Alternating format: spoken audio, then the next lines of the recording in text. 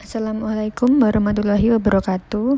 Di sini kami dari tim 8 kelas Sistem Informasi Akuntansi kelas C akan memaparkan hasil diskusi kami mengenai review artikel jurnal yang berjudul The Effects of Personality Traits on Digital Transformation: Evidence from German Tax Consulting. Sebelumnya, perkenalkan terlebih dahulu anggota dari kelompok 8. Yang pertama yaitu Novel Arif Purnama dengan NPM 19268. Selanjutnya Kevin Arisa dengan NPM 19272. Selanjutnya saya sendiri yaitu Bernika Ayu Yustika dengan NPM 19273. Lalu Nia Rifatul Iza dengan NPM 19274. Selanjutnya Faradila Fortuna dengan NPM 19277. Lalu Fawaz Zakaria dengan NPM 19284. Dan yang terakhir Talita Nesya dengan NPM 19306. Selanjutnya saya akan menjelaskan mengenai identitas jurnal. Jurnal tersebut yang kita review berjudul The Effects of Personality Traits on Digital Transformation: Evidence from German Tax Consulting. Jurnal berasal dari International Journal of Accounting Information System. Memiliki volume 37 dan 16 halaman. Tahun diterbitkan yaitu Juni 2020. Penulisnya Markus Diller, Martin Essen, dan Thomas Pat. Reviewer dari tim 8 dan tanggal di review tanggal 12 Oktober 2021. Introduction. Digitalisasi terus berkembang dan mengganggu seluruh industri dan ekonomi secara keseluruhan. Untuk menghadapi persaingan yang semakin ketat dan mengikuti model bisnis baru dan landscape teknologi yang berubah lebih cepat dari sebelumnya, para pemimpin bisnis harus mempromosikan peningkatan dan perubahan.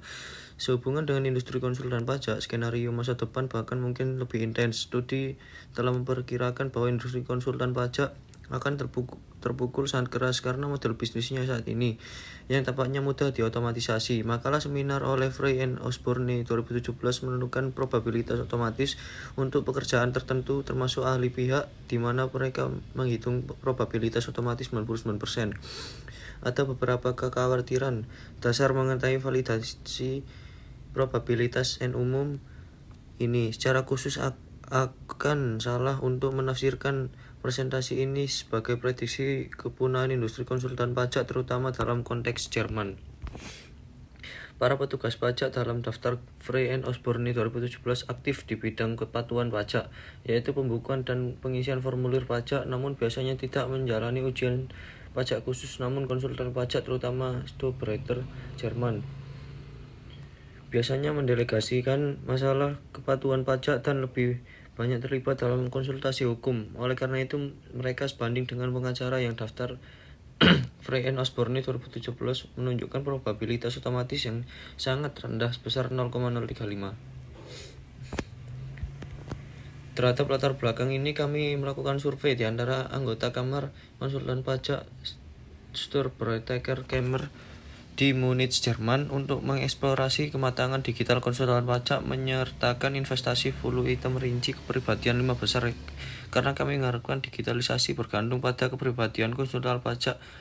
Untuk alasan yang disebut di atas, dengan kata lain, kami mengusahakan upaya digitalisasi konsultan pajak Jerman dan hubungan dengan kepribadian peserta.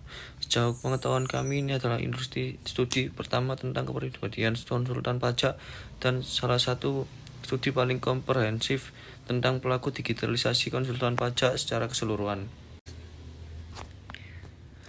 Theoretical background 2.1 Digitalization of the Tax Consultant Industry. Perusahaan konsultan pajak beroperasi dalam lingkungan yang semakin berubah. Beberapa tren dan teknologi mengguncang bisnis tradisional dan mungkin memerlukan perubahan dalam bisnis dan organisasi perusahaan. Kemajuan teknologi tidak hanya terjadi di industri manufaktur, tetapi juga industri jasa. By Jolson and McAfee 2014, ini juga mempengaruhi segmen pengetahuan intensif Susskind 2017. 2.1.1 Mobile Computing.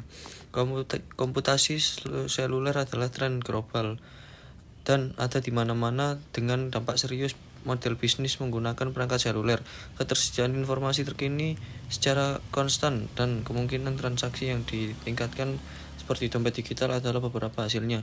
Industri konsultan pajak dapat menyediakan layanan yang dipersonalisasi menggunakan teknologi ini, seperti memindai faktur, menggunakan smartphone, dan menggambar gambar langsung ke sistem akuntansi.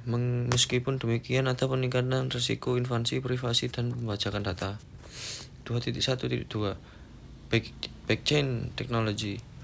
Blockchain berarti pemrosesan transaksi dalam satu buku besar kolektif yang dapat diakses oleh semua peserta. Baru transaksi yang dimaksudkan dalam buku besar blok diferensi silang dengan data yang ada. Teknologi ini dapat menjadi transparan dan dapat dipercaya, menghilangkan kebutuhan akan fidusia seperti akuntansi atau notaris. Akuntan pajak harus menyadari dampak blockchain pada layanan akuntansi. 2.1.3 Internal of Things. Keterkaitan bisnis sering digambarkan sebagai Internet of Things atau lot proses. Bisnis menghasilkan datanya dapat diakses dan digunakan perusahaan dan konsultannya, yang memungkinkan transmisi data waktu nyata dan mengurangi biaya kepatuhan. Contoh IoT adalah mesin kasir online yang melapor langsung ke otoritas pajak. 2.1.4 Big Data Analysis. Data yang dihasilkan oleh perusahaan dapat dianalisis menggunakan teknik analitik big data yang canggih. Ini memungkinkan wawasan yang lebih dalam dapat digunakan oleh konsultan pajak untuk melayani layanan yang lebih komprehensif. Dengan kata lain, digitalisasi berdampak serius pada bisnis konsultan pajak dan menawarkan kemungkinan baru untuk bisnis berakomodel dan jangkauan layanan. Karena itu membutuhkan konsultan. Assalamualaikum warahmatullahi wabarakatuh. Saya Kevin Arisa, NPM 272, akan mempresentasikan model kepribadian 5 faktor. Yang pertama ada terbuka terhadap hal-hal baru. Yang kedua ada sifat berhati-hati. Yang ketiga ada ekstraversi. Yang keempat adalah mudah bersepakat. Yang kelima ada neurotisme. Model kepribadian 5 faktor adalah salah satu metode paling umum untuk menganalisis dan menggambarkan kepribadian orang yang berbeda. Upaya pertama untuk mendapatkan model ini biasanya dikaitkan dengan Tubbs, Crystal, dan Norman, dan kemudian menyebabkan universal model yang diterima secara universal. Keterbukaan terhadap pengalaman berarti menjadi penasaran, kreatif, dan imajinatif, dan merupakan satu-satunya dimensi kepribadian yang berhubungan dengan andal. Kesadaran memiliki dua aspek, prestasi dan ketergantungan, dan berkorelasi terbaik dengan kinerja pengerjaan. 5 ciri kepribadian besar dianggap mempengaruhi kepuasan hidup, kesejahteraan subjektif, dan bahkan umur panjang. Selanjutnya ada kepemimpinan transformasional. Kepemimpinan transformasional ditandai dengan 4 komponen, yaitu pengaruh ideal, motivasi inspirasional, stimulasi intelektual, dan pertimbangan individual. Menunjukkan bahwa pemimpin transformasional membangun lingkungan yang kreatif, pengambilan resiko dan eksperimental, dan bahkan dapat menentukan seluruh budaya organisasi. Konfirmasi yang lebih baru, gaya kepemimpinan ini disediakan oleh Hakim dan Piccolo. Perilaku kepemimpinan umumnya diukur dengan menggunakan kuesioner kepemimpinan multifaktor. Kepemimpinan transformasional secara signifikan mempengaruhi kinerja bisnis. Dengan Howell dan Avolio menunjukkan bahwa langkah-langkah kepemimpinan transformasional secara positif terkait dengan kinerja unit bisnis. Mereka mengklaim bahwa sifat kepemimpinan sering hanya berkaitan dengan munculnya kepemimpinan, bukan kinerja. Menurut Bass, kepemimpinan transformasional lebih berpengaruh dalam bisnis yang melibatkan tugas yang lebih kompleks karena tugas tingkat rendah tunduk pada otomatisasi. Howell dan Avolio menemukan bahwa hubungan antara kepemimpinan transformasional dan kinerja unit bisnis dimoderasi oleh dukungan untuk inovasi.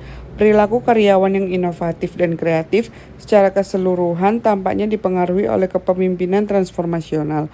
Oleh karena itu, kepemimpinan transformasional mungkin menjadi kunci untuk digitalisasi yang sukses. Selanjutnya ada keanehan industri konsultasi pajak Jerman. Seperti disebutkan di atas, digitalisasi dikatakan sangat mengganggu industri konsultasi pajak. Alasan potensial adalah banyaknya kegiatan digital, terutama di bidang kepatuhan pajak. Jadi persaingan yang ketat harus memaksa konsultan pajak untuk menyesuaikan proses bisnis mereka secepat mungkin. Namun ada kerangka peraturan industri konsultasi pajak Jerman dapat mengurangi tekanan eksternal ini pada konsultan pajak untuk beberapa alasannya. Seperti yang diuraikan di bawah ini, yaitu konsultasi pajak di Jerman tunduk pada hukum profesional tertentu dan pengawasan kamar konsultan pajak. Layanan seperti akuntansi, konsultasi pajak, dan akuntansi penggajian hanya dapat disediakan oleh konsultan pajak yang bersertifikat. Oleh karena itu, ada sedikit persaingan harga antara konsultan pajak dan hampir tidak ada potensi persaingan dari luar profesi karena konsultan pajak tidak diperbolehkan untuk memasuki profesi. Selain itu, konsultan pajak bersertifikat di Jerman tidak diizinkan untuk terlibat dalam kegiatan komersial yang mempersulit pajak. Konsultasi startup dan kerjasama dalam profesi, dan dengan demikian pelaksanaan ide-ide bisnis yang inovatif seperti deklarasi pajak automated melalui komputasi awan. Konsultasi pajak di Jerman memiliki budaya profesional yang melekat kuat. Nilai inti didefinisikan dan dikomunikasikan oleh Kamar Konsultan Pajak. Mereka membentuk karakter profesi, terutama status konsultan pajak sebagai perantara terpercaya antara klien mereka dan otoritas pajak. Dengan demikian, konsultan pajak bersertifikat bukan pengusaha secara alami, yang berarti kewirausahaan dan kepemimpinan dalam industri ini tunduk pada motivasi dan perilaku pribadi. Karena latar belakang institusional ini, semua perusahaan konsultan pajak menawarkan layanan dan model bisnis yang hampir identik, yang berarti bahwa peluang teknis dan organisasi untuk digitalisasi cukup mirip di semua perusahaan. Selanjutnya mengenai sampel dan prosedur survei yang mencakup anggota Dewan Konsultan Pajak atau Steuerberaterkammer di Munich, Jerman. Dengan mengirimkan kuesioner sekitar 3.000 anggota secara online dan pengingat ramah dikirim 1 kali, sebagian dari pertanyaan survei menggunakan skala Likert 5 poin. Bagi peserta yang menyelesaikan kuesioner di bawah 2 menit akan langsung dihapus karena hal ini sangat tidak mungkin. Serta peserta yang mengaku lebih muda karena profesi membutuhkan hingga 10 atau tanpa gelar universitas atau minimal 2 tahun dengan gelar master, pengalaman profesional dan ujian negara tambahan. Kuesioner ini telah menghasilkan kumpulan data 968 peserta. Berikut variabel yang dipertanyakan tentang digital maturity. Yang pertama yaitu pengembalian klien, layanan digital, biaya, konsultasi bisnis, file, surat, komputasi, awan, iklan pekerjaan, buletin, beranda, bank, otoritas, karyawan, catatan, VPN, dan kantor pusat. Selanjutnya yaitu menjelaskan mengenai jawaban dari kuesioner yang telah disebarkan. Penulis menghilangkan pertanyaan mengenai surat keluar dan analisis SWOT karena mendapat umpan balik negatif. Guadagnoli dan Felicer tahun 1988 menunjukkan bahwa pemuatan faktor harus lebih tinggi dari 0,4 dengan ukuran sampel lebih baik 300, kecuali untuk pertanyaan tentang karyawan. Penulis menggunakan solusi faktor utama sebagai metode ekstraksi dan Promax sebagai metode rotasi. Rotasi miring digunakan juga karena memungkinkan terjadinya interkorelasi faktor dan skornya dihitung menggunakan metode Tenberg. Pada gambar pertama menunjukkan semua faktor, pemuatan faktor, item, dan interpretasi faktor. Faktor pertama dilambangkan sebagai transformasi model bisnis. Faktor kedua diartikan sebagai kolaborasi digital. Faktor ketiga sebagai akses jarak jauh, buletin digital, iklan pekerjaan, dan halaman beranda yang terstruktur dengan baik mencerminkan keinginan dan akan komunikasi digital, yaitu faktor 4. Pertukaran data digital dengan bank dan otoritas pajak menunjukkan bagaimana perusahaan mempromosikan interkonektivitas dalam bisnis, yaitu faktor 5. Untuk memvalidasi model, penulis melakukan analisis faktor konfirmatori. Berdasar kesimpulan artikel dari model yang telah disebutkan, maka indikator goodness of fit menunjukkan hasil yang benar-benar memadai. Penulis juga menilai reliabilitas dan validitas konvergen dan diskriminan dari beberapa model di atas. Penulis menggunakan variabel yang independen dan dependen dari sampel yang sama. Penulis menguji menggunakan faktor tunggal, menyumbang, dan faktor konfirmatori. Tetapi indikator menolak karena tidak ada bias metode yang umum dan menunjukkan bahwa tes faktor tunggal tidak memberikan pernyataan yang benar-benar universal tentang bias metode umum. Akhirnya, penulis melakukan analisis korelasi parsial dan benar tidak menjadi masalah pada bias metode umum dalam sampel.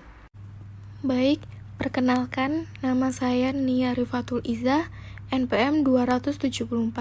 Di sini saya akan menjelaskan indeks.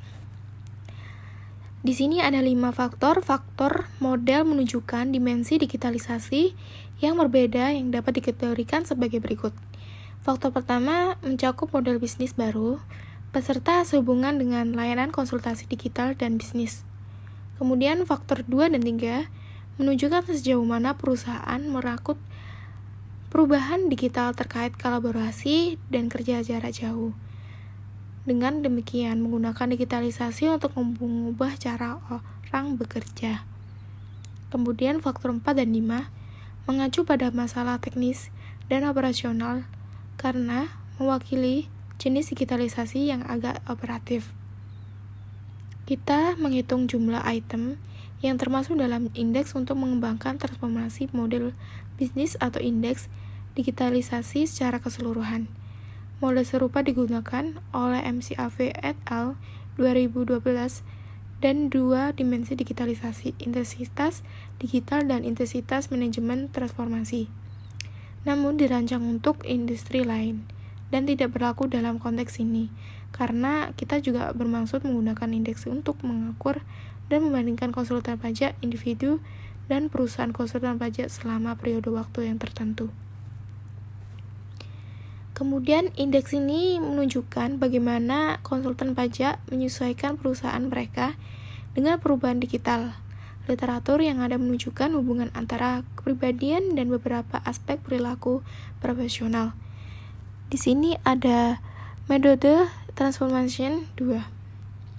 Seperti sikap terhadap perubahan, Fakola et al. 2004 perilaku kewirausahaan, Zhao dan Sherbert 2006 perilaku kepemimpinan transformasional, Jacquet dan Bono 2000, Hakim et al. 2002, Hakim dan Bono 2004, Hook et al. 2005, Grant dan Batman 2000 mengunggah teknologi, Bernard et al. 2015, dan kinerja pekerjaan secara keseluruhan, Barik dan Mon 1991, Hakim DKK 1999, Catman DKK 1999, Hurd dan Donovan 2000, Barik DKK 2001, Tednat Bernard 2003. Studi-studi ini menunjukkan bahwa juga harus ada hubungan antara kepribadian dan perilaku profesional manajer konsultan pajak. Dengan demikian, kepribadian harus mengaruh perilaku konsultan pajak dalam digitalisasi yang dijelaskan oleh indeks tersebut. Kemudian, saya akan menjelaskan tentang hipotesis. Kita menunjukkan penurunan hipotesis berikut. Ciri-ciri kepribadian ada 5, yaitu ekstroversi, keterbukaan, keramaan, kesadaran, dan neutrisme. 4.1 Ekstroversi. Karena orang yang sangat ekstrovert cenderung lebih terbuka ketika berinteraksi dengan rekan kerja dan karyawan mereka. Kemudian mereka mungkin dianggap oleh rekan-rekan mereka lebih memotivasi dan merangsang. Dengan demikian, mereka mencapai dampak yang jauh lebih tinggi dan mampu membimbing perusahaan karyawan mereka menuju bisnis yang digital lebih baru. Manajer yang lebih tertutup mungkin tidak dapat mengekspresikan dan mengomunikasikan ide dan tujuan mereka, sehingga karyawan bahkan mungkin tidak memperhatikan masalah yang paling mendesak. Hakim dan Bono 2000 berhipotesis bahwa ekstraversi berhubungan positif dengan kepemimpinan transformasional, sejauh ekspresi emosional dan dominasi dan kemampuan bersosialisasi digambarkan sebagai ciri karakter penting dari pemimpin transformasional. Mereka menemukan hubungan positif yang sangat signifikan. Hakim DKK 2002 menganggap ekstraversional berhubungan positif dengan munculnya kepemimpinan dan efektivitas secara keseluruhan. Hook DKK dengan munculnya kepemimpinan secara keseluruhan mengandaikan korelasi positif antara ekstraversional dan kepemimpinan transformasional. Dengan hubungan ini lebih kuat dalam lingkungan yang dinamis. Kemudian Zhao dan Seiberg 2006 dan Antonich et al. 2015 mengidentifikasikan bahwa wirausaha menunjukkan lebih banyak ekstraversi daripada manajer, yang menunjukkan bahwa konsultan pajak wirausaha menunjukkan lebih banyak ekstraversi daripada manajer, yang menunjukkan bahwa konsultan pajak yang bersedia beradaptasi dengan digitalisasi atau dengan demikian menunjukkan fitur wirausaha mungkin lebih ekstrovert. Dengan demikian, ekstraversional terbukti memiliki dampak yang signifikan dalam beberapa dimensi, yang pada gilirannya akan mempengaruhi digitalisasi. Kita menganggap para pemimpin transformasional lebih berhasil dalam beradaptasi dengan perubahan digital. Status wirausaha juga harus meningkatkan kemampuan konsultan untuk mengelola perubahan dan mentransformasi bisnis mereka. Terakhir, sikap terbuka terhadap perubahan dan menggunakan teknologi jelas harus mendapat pada digitalisasi. Dengan demikian, teori menunjukkan hubungan antara ekstraversi dan perubahan digital perubahan perusahaan yang kami ukur pada tingkat strategis yang berbeda. Ini adalah bahwa kita ke hipotesis berikut. 1A. Ekstraversional berhubungan positif dengan transformasi modal bisnis 1. 1B. Ekstraversional berhubungan positif dengan transformasi modal bisnis 2. Dan yang terakhir 1C. Extraversion berhubungan positif dengan digitalisasi keseluruhan. Selanjutnya akan dijelaskan oleh rekan saya. Perkenalkan, nama saya Faradila Fortuna Yuniar, NPM 277. Keterbukaan terhadap pengalaman. Keterbukaan terhadap pengalaman juga dianggap mempengaruhi perilaku kepemimpinan. Proses digitalisasi, seperti halnya revolusi bisnis lainnya, membutuhkan kemampuan yang kuat untuk beradaptasi dengan teknologi, strategi, dan perubahan baru. Mereka yang menutup pikiran mereka tidak dapat meningkatkan bisnis mereka dan mengenali peluang yang menjanjikan. Mempertahankan pikiran terbuka tampaknya penting untuk bisnis yang sukses, pimpinan, dan transformasi bisnis. Menurut Hakim dan Bono, keterbukaan harus berhubungan positif dengan kepemimpinan transformasional. Valoka 2004 lebih lanjut berhipotesis bahwa keterbukaan terhadap pengalaman berhubungan positif dengan sikap individu terhadap perubahan organisasi. Sekali lagi, semua dimensi ini harus juga berdampak pada digitalisasi. Oleh karena itu, kami berhipotesis bahwa yang pertama, hipotesis 2A, openness to experience berhubungan positif dengan transformasi model bisnis 1. Hipotesis 2B, openness to experience berhubungan positif dengan transformasi model bisnis 2. Hipotesis 2C, keterbukaan terhadap pengalaman berhubungan positif dengan digitalisasi keseluruhan. Kesesuaian. Agreeableness adalah ciri kepribadian ketiga yang termasuk dalam 5 besar. Meskipun literatur tidak memberikan klasifikasi univokal yang serupa tentang dampaknya terhadap kepemimpinan transformasional. Sedangkan Hakim dan Bono juga berhipotesis juga positif. Hakim menganggap keramahan agak tidak relevan dengan gaya kepemimpinan. Hubungan negatif, sementara Hakim dan Bono tidak menghipotesiskan hubungan antara keramahan dan kepemimpinan transformasional sama sekali. Oleh karena itu tidak ada hubungan yang jelas antara keramahan dan upaya transformasi bisnis. Selain itu juga tidak mengasumsikan adanya hubungan antara keramahan dan penggunaan teknologi. Kesadaran. Kesadaran adalah dimensi lebih lanjut dari ciri-ciri kepribadian. 5 besar yang menunjukkan hubungan ambigu yang serupa terhadap perilaku kepemimpinan. Sepintas orang bisa berasumsi bahwa manajer yang lebih berorganisir dan rajin seharusnya lebih sukses di hampir semua tugas yang mereka coba. Digitalisasi adalah fenomena yang sulit dipahami dan sebagai akibatnya kurang terstruktur dan lebih banyak pendekatan kreatif pada akhirnya bisa lebih efektif dan bijaksana. Tidak ada dampak yang jelas dari kesadaran pada digitalisasi. Sikap terhadap perubahan hipotesiskan berhubungan positif dengan kesadaran, dan pengusaha dianggap menunjukkan tingkat kesadaran yang lebih tinggi. Oleh karena itu, kami tidak mengharapkan hubungan yang signifikan antara kesadaran dan digitalisasi, tetapi kami simpan di analisis. Selanjutnya, neurotisisme. Ada gambaran yang agak jelas tentang neurotisisme. Tampaknya mudah bahwa orang cerdas cenderung takut akan perubahan dan kemungkinan. Usaha ini berarti lebih banyak manajer neurotik yang mungkin mencoba memperlambat transformasi bisnis dan menghambat digitalisasi. Hakim dan Bono mengharapkan neurotisisme berhubungan negatif dengan kepemimpinan transformasional. Hal yang sama berlaku untuk Ho dan kawan-kawan dan Hakim dan Bono. Selain itu, Barnett menghipotesiskan hubungan negatif dengan penggunaan teknologi. Zhao dan Seibert menunjukkan bahwa status kewirausahaan menunjukkan hubungan negatif dengan neurotisisme. Juga sikap terhadap perubahan dianggap berhubungan negatif dengan neurotisisme. Dengan demikian, neurotisisme harus sama-sama berdampak pada digitalisasi. Oleh karena itu, kami berhipotesis bahwa hipotesis 3A neurotisisme berhubungan negatif dengan transformasi model bisnis 1. Hipotesis 3B neurotisisme berhubungan negatif dengan transformasi model bisnis 2. Saya Fawaz Zakaria Rahman, NPM 84, akan melanjutkan presentasi. Selanjutnya hasil.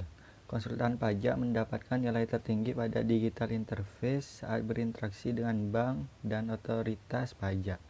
Namun nilai terendah pada penggunaan homepage untuk kontak dengan klien dan diakuisisi klien baru untuk meningkatkan efisiensi.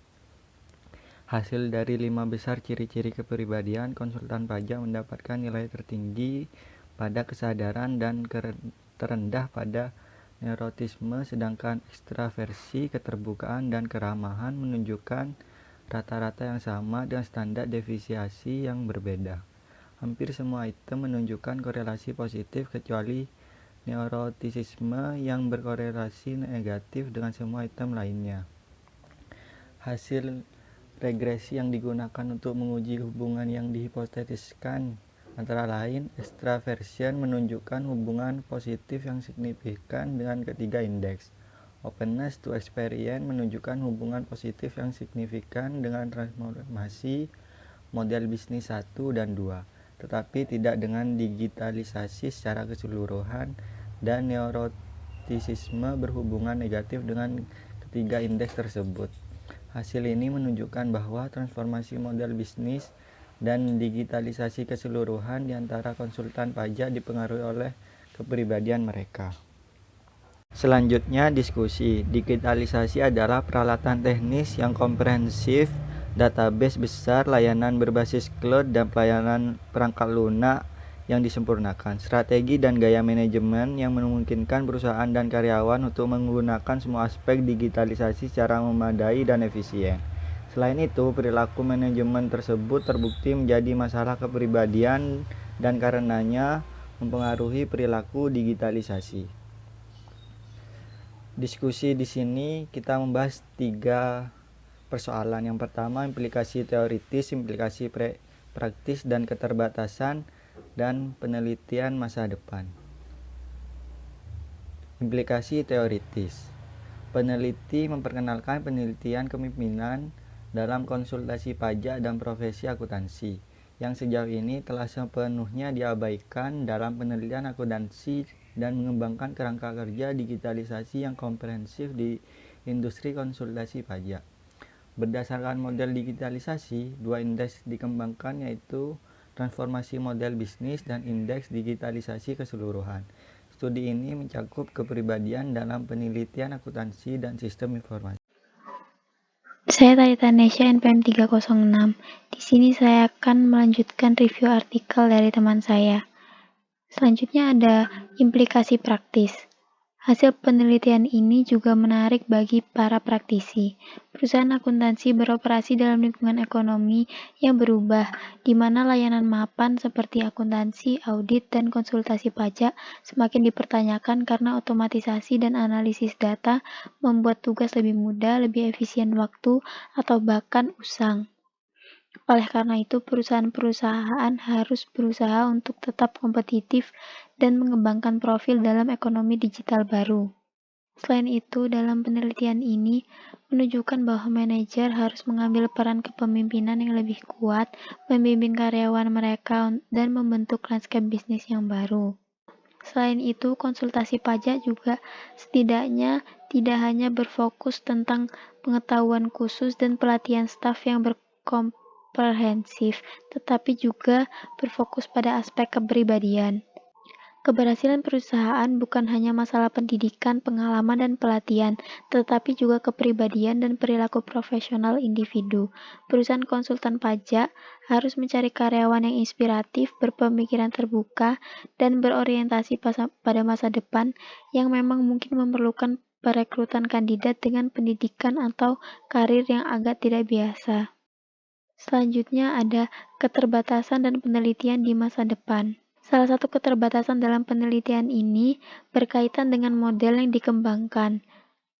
Langkah-langkah yang tampak dalam penelitian ini tidak memadai dalam konteks, sehingga peneliti mengembangkan model baru untuk digitalisasi dan merancang kuesioner dengan yang terbaik dari pengetahuan peneliti.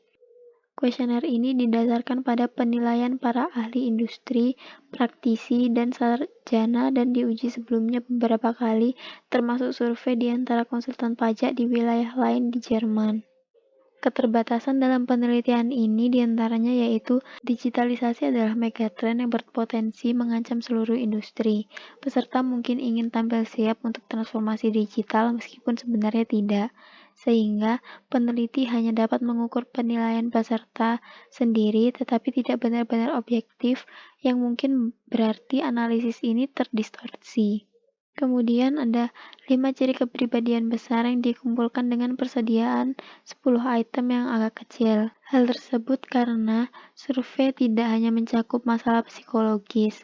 Penelitian lebih lanjut dapat menggunakan kuesioner yang lebih komprehensif untuk mengumpulkan data kepribadian.